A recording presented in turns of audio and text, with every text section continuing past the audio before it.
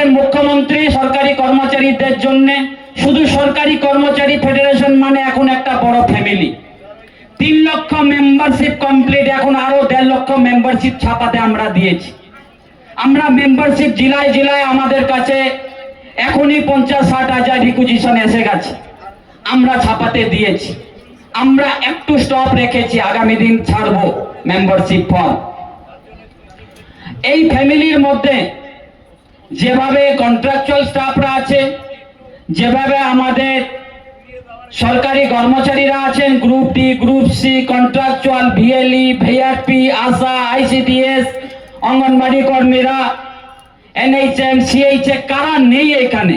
ICT আছে, vocational teacher আছে, community auditor আছে, সকলকে নিয়ে এই পরিবার নিজেকে কখন ছোট মনে করবেন না। বিবেকানন্দ বাণী আর আমার চেয়ারম্যান স্যার সবসময় আমাদেরকে বলেন যে নিজেকে কখনো ছোট মনে করবেন না, নিজেকে কখন নিচু মনে করবেন না, মাথা উঁচু করে সংগঠন করুন। আরে নেত্রী যখন মমতা বন্দ্যোপাধ্যায়, নেতা যখন অভিষেক বন্দ্যোপাধ্যায়, ভয় পাওয়ার কোনো কারণ নেই। প্রত্যেকটা কর্মচারীর পাশে আমরা আছি, আমরা সবাই কর্মী।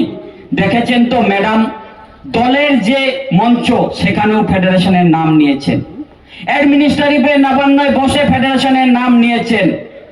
একের পর এক আমরা প্রথম অ্যাচিভমেন্ট পেয়েছিলাম ঠিক 1-1.5 বছর আগে, যখন পঞ্চায়েতে ত্রিস্তরীয় কর্মচারীর জন্য হেলথ স্কিম তৈরি করা হয়েছিল। নবান্ন সভাঘরে বসে, নবান্ন 14 তলায় বসে ম্যাডাম প্রেস কনফারেন্স করে বলেছিলেন, আমি আজ থেকে ত্রিস্তরীয় পঞ্চায়েত কর্মচারীকে, পঞ্চায়েত কর্মীরা, সকল কর্মচারী যারা ত্রিস্তরীয় কর্মচারী, 50,000 কর্মচারী, তাদের জন্য হেলথ স্কিম চালু করে দিলাম, ওয়েস্ট বেঙ্গল হেলথ স্কিম। এটা ফেডারেশনের আবেদনকে মান্যতা দিয়ে সেদিনকে ম্যাডাম প্রথম ফেডারেশনের নাম নিয়ে ফেডারেশনের আবেদনকে মান্যতা দিয়ে প্রচার করে উনি ডিক্লেয়ার করেছিলেন।